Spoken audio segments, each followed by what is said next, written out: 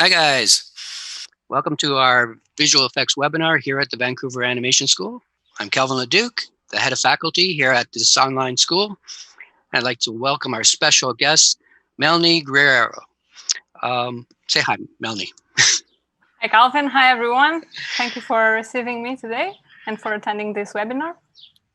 All right, so I believe we're going to take a look at Melanie's demo reel right now.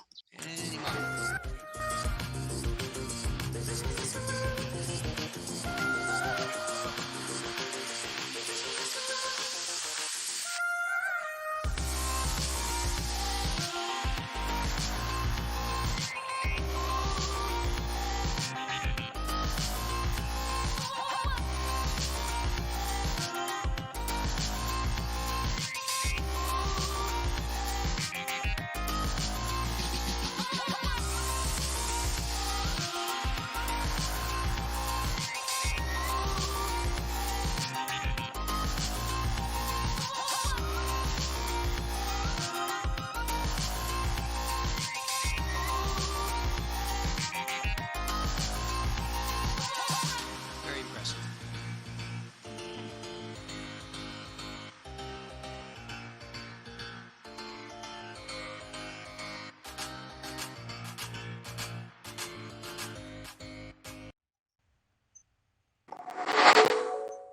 All right, so the format of our webinar, guys, is we're going to first do the interview and then we'll follow it with Q&A. Okay, so first question, where are you from, Melanie? So I'm from Portugal. This is where I grew up, where I studied, and where I'm from. All right, and why did you decide to become an FX animator? Well, it was a very long route, a very long path for me. So I didn't initially even thought about it, maybe because while I was growing up, there wasn't like this idea that we could make a living out of it. So we knew that movies existed, animation movies existed, but you don't have the click where you actually know that you can make a life out of it, right? A career. So I feel that it was kind of destiny that led me according to what I was interested, and I started studying that, and then I started shifting until I arrived here. So I started studying in a public university here in Portugal, which I have some photos that we can show. And I studied visual arts and multimedia. So it was a 3 years course, and in that course I was I learned about paintings, drawings, sound, multimedia, digital art. And it was on my last year at that university that I learned for the first time about 3D, and that was a thing. And that automatically gave me that click. Oh my God, I want to do this. This is awesome. And from there, I started, learning what can I do with this. That's when I continued my studies past the university. So I think that we still didn't see the photos from the university. Yeah, we'll bring those up. So from the university, I decided to focus my studies on 3D because the university was more like a generalistic course. And on that, so I went to a school in Spain. That was the first time that I moved from my country. And in that school, I learned the generalistic, all the areas from the 3D. So let's say modeling, texturing, animation, lighting. That was during 1 year that I was learning and discovering all the possible ways that I could continue with my interests. And that was when I discovered the FX area as well, which for me it kind of felt like the most interesting area, between all the well, let's call it departments available. because I found it the most challenging out of all of them to be able to recreate the dynamics and the natural phenomenons. So that's when I knew that FX was the path that I wanted to follow. Right.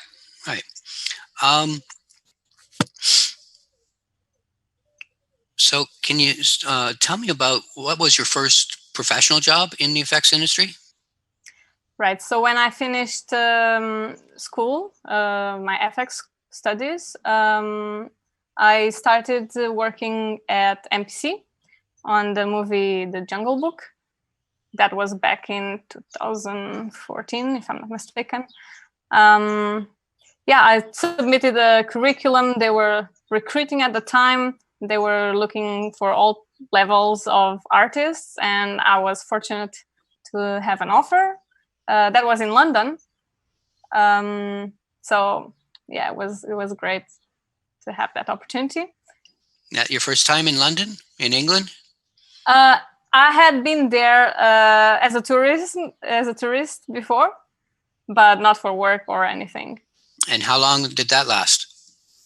At MPC, I worked for a year. I worked after we wrapped up Jungle Book. I started working on the Pirates of the Caribbean, and and then I moved to Australia after that. Wow. Yeah, it was a big step. I just crossed the other side of the world. So what did you do in Australia? Australia, I started at Animalogic, which is a studio that they work on a lot of animations. And I started on the Lego Batman movie. And I also worked after that, I worked on the Lego Ninjago. So yeah, it was from like real feature animation to animating movies. So it was also a jump on the type of FX that we are doing. So the majority of your career has been on feature films. Yes, because after that, I returned to the feature films, like to Mortal Engines, to Avengers, But yes, all my career was on feature films, on big ones. And how long would the job usually last on a feature film? Well, that really depends on the studio, because you normally you are hired by movie. So if a movie has an estimation time of 6 months remaining, you will probably work on it for 6 months. But then, if there's other movies lined up, you will be extended if you work well and if they like your performance. However, if there is a gap and the studio doesn't have any movie to be able to support all the artists, you might need to go look for other opportunities. When you finished a feature film, would you immediately want to jump onto a new project, or did you take breaks? Oh, breaks are definitely very welcome. Why? Tell me why. Well, as the movie starts to wrap up, you also start to reach crunch time, and you might be very worked out with so many hours that might accumulate. It doesn't mean that all movies you will do overtime, but it's a big possible thing. Can you give me an instance of how many hours a week would you work during crunch? Right. So I think that my worst case was like about 12 hours a day. So how many days did you work in a week? Well, when I say 12 hours a day, this was for the five days, like from Monday to Friday. But you could also do some few hours on Saturdays. Weekends you might be requested to work, but you don't do as many hours. That would be, we need to rest as well. So maybe 60, 70 hours possibly? Yeah. And you're burnt out after all those hours, right? You need a rest. Exactly. Again, it depends on the movies, depends on how it runs, over time. You might not be needed to do that many hours. Okay. So currently, we were fortunate enough to bring you on just for recently in the last term here at the Vancouver Animation School. We're located here in Vancouver. We're an all-online school. We originally started just with animation and concept, but the industry asked us to add courses, and one of the courses they asked us to add was visual effects. Using the high-end software Houdini. Could you tell me a little bit about the course, please? Yeah, so the course is a 1-year program. The students have two classes per week. So each class is about 1 hour, and we go over all of the main possible effects that we can face during our professional career. So we go through water flip simulations, we go through pyro, smoke, fire. We also do some RBDs, destructions, and we go over particles, magical effects. It's like we cover pretty much the main effects that we might come across. Of course, there are more effects that can be very specific, but I think it's pretty complex for a start. Right. Within the 1 year, students will put together a demo reel to get them an entry-level job, right? Yeah. Okay. Did you want to make any other comments regarding the jobs you worked on, or your? I have a question before we start off with the actual Q&A from our attendees. Your opinion on has it affected you being a woman? Because one of the great things I loved when I was interviewing you was I'd never heard of a woman effects animator. Right. Traditionally, because I came from 20 years of traditional feature films, yeah, there was half the studios were filled with women. But when I worked in computer animation, out of 75 people, there might be 3 women in this place, and I'm like, wow. They're gone. Yeah. What's your experience? So when I first started at MPC, we were, I think, if I'm not mistaken, maybe 4 or 5 women in the FX department. I know that in other departments, you'll be able to find more women, but we definitely are out there. And I was also very surprised when I went to WETA that there was actually a lot of women, working there. And I don't know how many we were. Maybe 10, but I mean, it's still not much if you compare with the men, right? Yes. But probably because women are more fascinated maybe with the animation part, but FX is very appealing as well. So what is the Peter Jackson Effects House, right? Is it in Australia or is it over on New Zealand? Yes, that's where I thought. Yeah, it does a lot of really high-end projects. Yeah. The studio pretty much covers the entire city.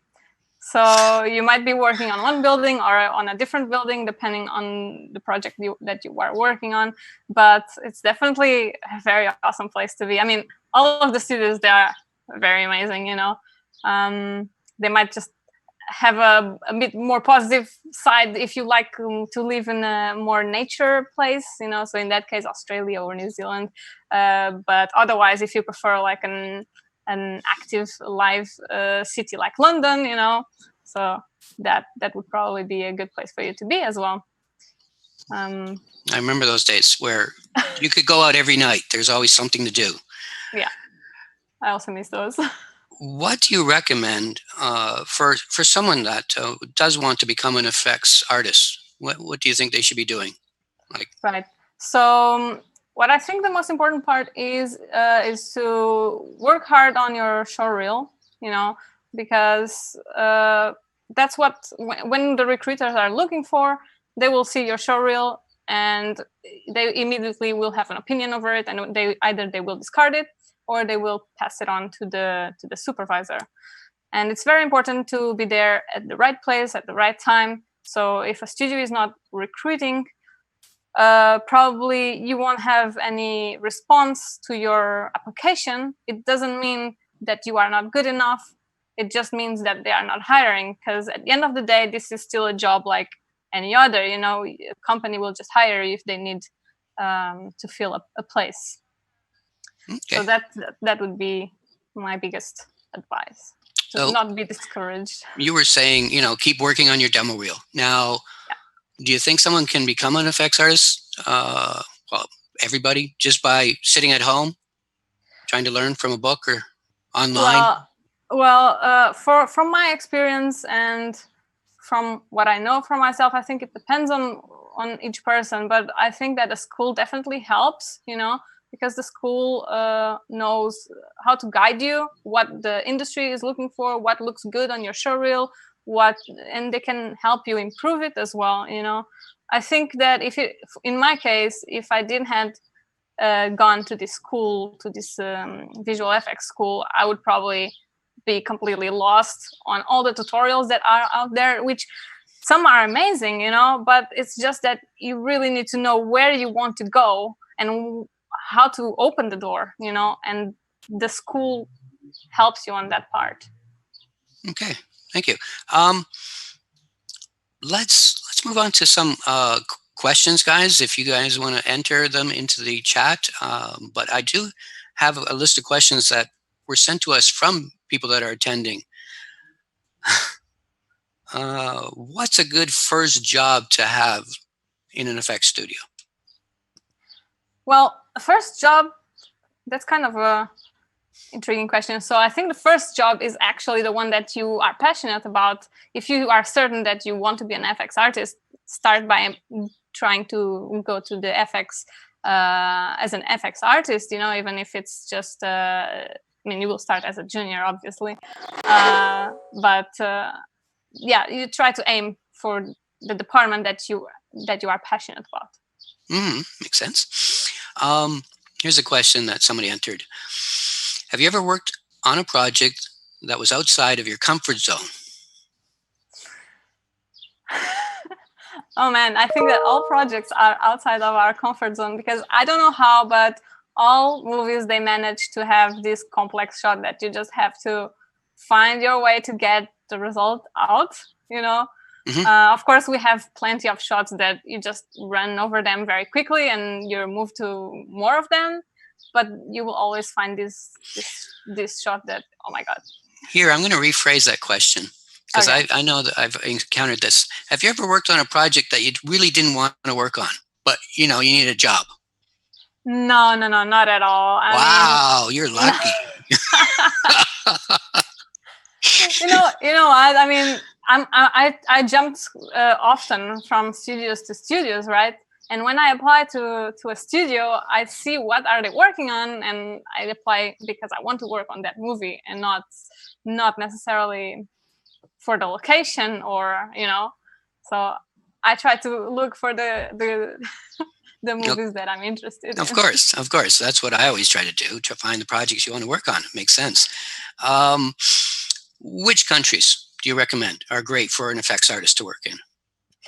Okay, right now we have a lot of big how do you say, big main areas. There's Vancouver, although I've never been there, but people that work with me directly, they told me, oh my God, you're gonna love Vancouver, go to Vancouver. And I actually had an offer, but it didn't happen. Yeah, that's one big place that I believe it would be awesome to work at. And then there is Montreal, that just jumped their industry like 2-3 years ago. And as far as I know, they are still constantly recruiting. London, I mean, it's a big concentration of studios as well.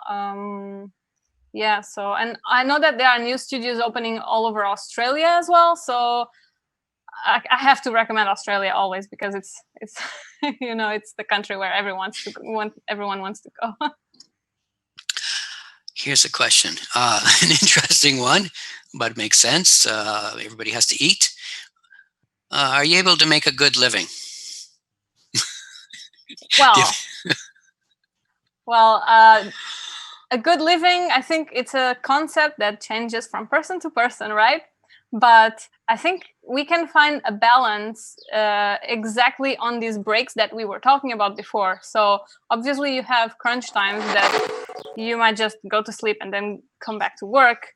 Hopefully that doesn't happen often. But when that happens, then you probably will take 1 or 2 or 3 months off and to just enjoy, and to have this good life that we are trying to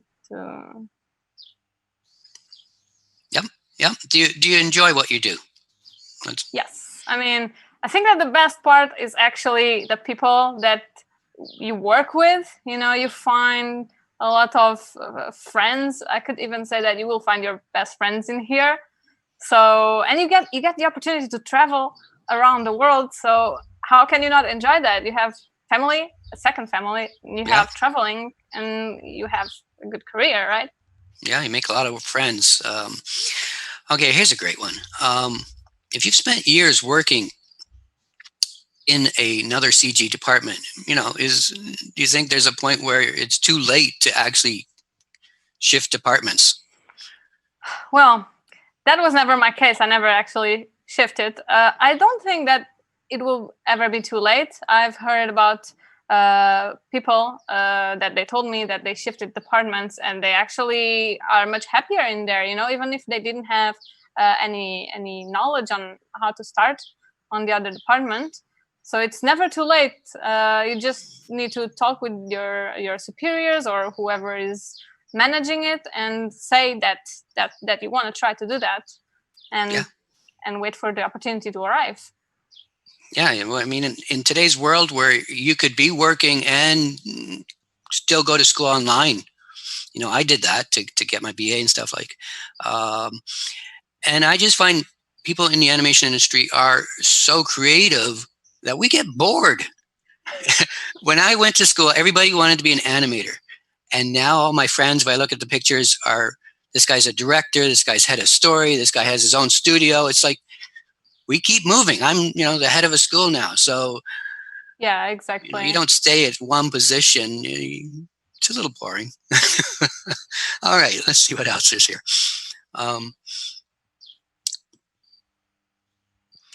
On feature films, do you primarily use Houdini? Yes. I mean, there was only one studio where we were working on Maya, but that was because it was Weta actually. That because Weta had their in-house tools that they needed Maya to load. But otherwise, the industry is pretty much Houdini focused on. So, and I love Houdini as well. So yeah, that's the way to go for me. Do you think there's other software that are necessary for you to know? Well, it's definitely a plus when you know other softwares. Like for example, Nuke. A lot of studios use Nuke, so you can comp your shots to. Sometimes you just want to make a nice composition to show to your supervisor for whatever reason. So that's one that is also a good addition to our folder. Would you suggest that you make connections at school?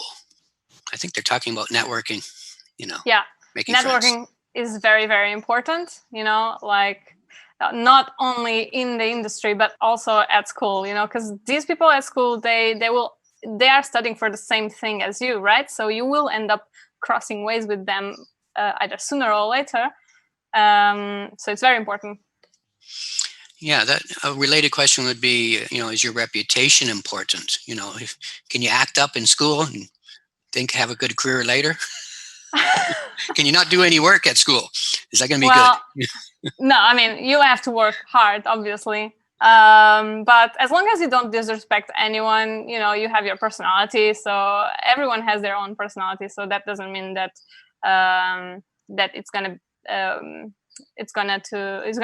do bad to you in the end. But don't disrespect anyone, because people might need you now today, and tomorrow you might need them. It's so true. Thank you for that answer. I'm asking a question about countries like Korea, China, India, do they give importance to FX artists?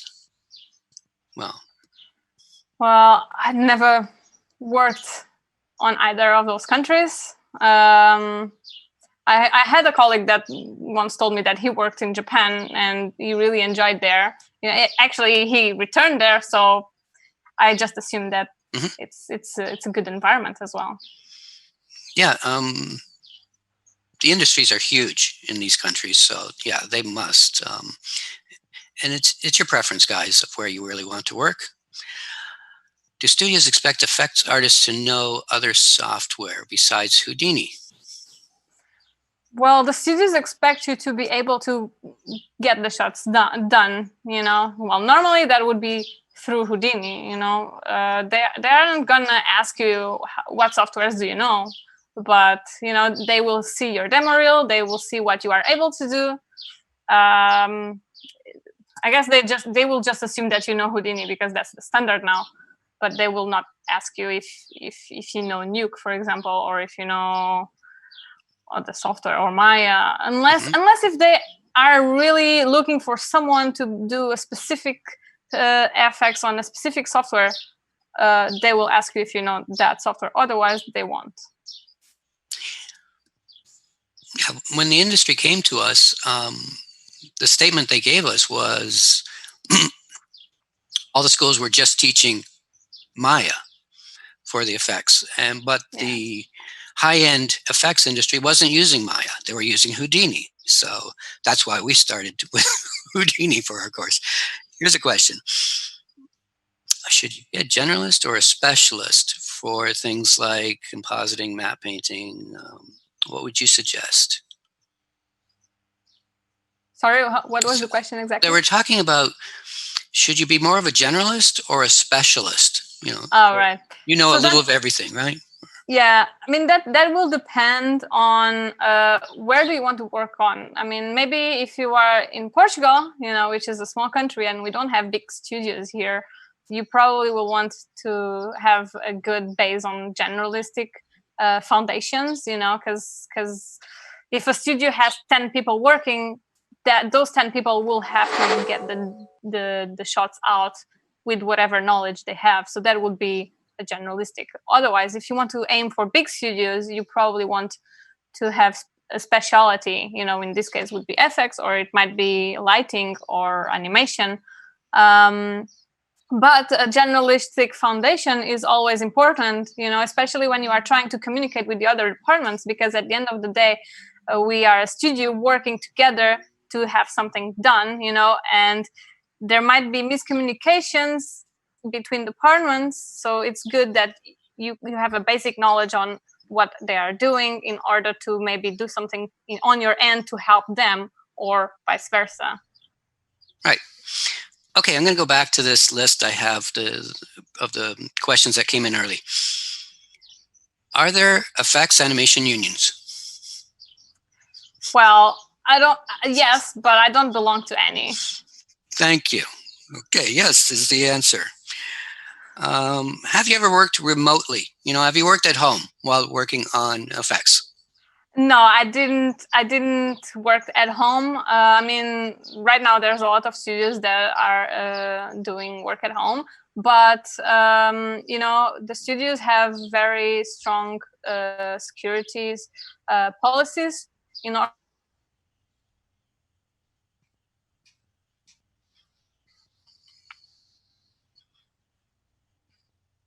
I always prefer people to work in the studio in order to not have these leaks. Okay. Let's see if I can get through this question. Does a person have to master all the elements?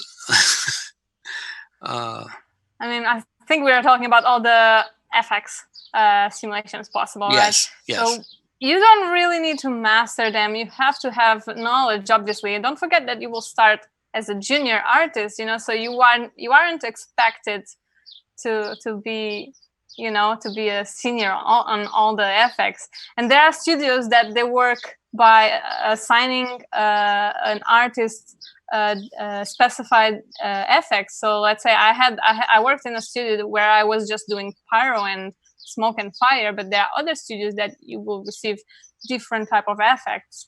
You are not supposed to know everything. Nobody knows everything, but learning and keep learning is a thing.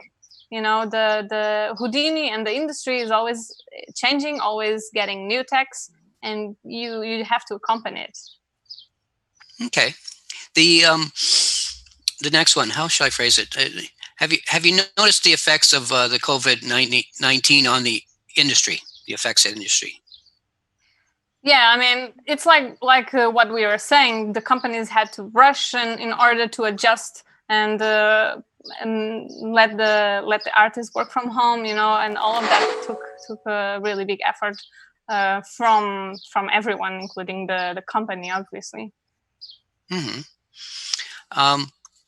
What's this one saying? Is Houdini is the tool at the moment? Okay, so it's a software at the moment. Yeah. It's the number one software. Then you focus on building effects on that software. Okay, so should you just concern yourself with that one software? Is, I guess, the best way of saying that. Well, I don't really like to say yes, but yes. Okay. I mean, I think that you should not. How do you say? Like Maya is a very powerful tool as well, right? It's very powerful software. So don't put it all the way down. But it's true that Houdini is the main software nowadays. Right. But things change, over the course of... Yes, exactly. And there might be new softwares popping up at any moment, and the industry might change next year. One never knows. I mean, when I started doing FX, the studios were shifting from Maya to Houdini. So I suffered from in a lot of movies, I suffered from the transitions because the studios were still transitioning. Cool. Here's a question. Do you use hand-drawn effects animation? Do you do that? Do I use what? Do you do any hand-drawn effects? Oh, no, we don't do any hand-drawing effects. The school has been around, the Vancouver Animation School, that we affectionately called VANAS. That's actually our website, vanas.ca. We've been around for, this is our 9th year. Next year will be our 10th anniversary. It's gone by really quickly. Like I said, when we started, we only had two courses, concept art and 3D character animation. And the industry's come to us requesting that we add courses because they just can't find people. We have digital map painting because there were no schools here in North America that were teaching the skill. We added our effects course. We added game development. How do you actually make the game play, not just building the characters or the props. High-end modeling. We have the most animation for television done here in Vancouver out of any city in North America. And so we added 2D computer animation to our school. A lot of television animation will require you to possibly know how to do some 2D and some 3D computer animation. We're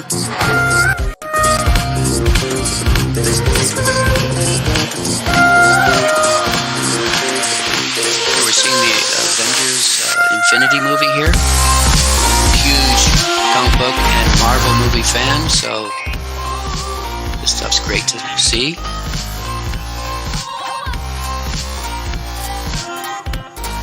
This is Mortal Kombat. This is, again, the Avengers, the Doctor Strange character. Life of Pi, I believe. No, it's Jungle Book. Sorry. Right at the bottom. And that's great to have that on your demo reel. Pirates of the Caribbean, number 5.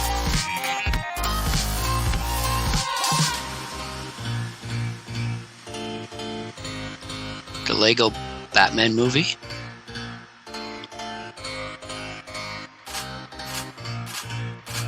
the Lego Ninja movie. So I want to thank everybody that took time out on their Saturday to attend this webinar.